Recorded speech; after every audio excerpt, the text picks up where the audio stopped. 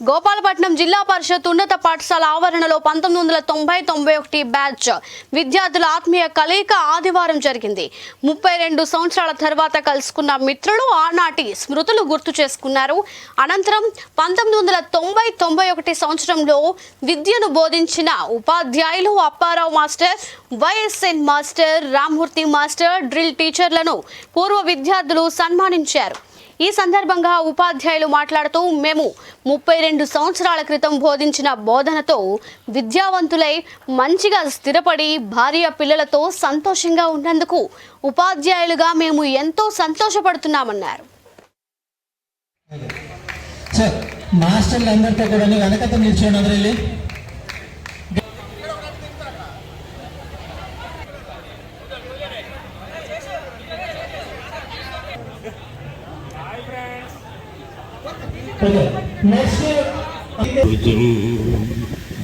ప్రసన్నవదనం ఛాయే సర్వ విఘ్నో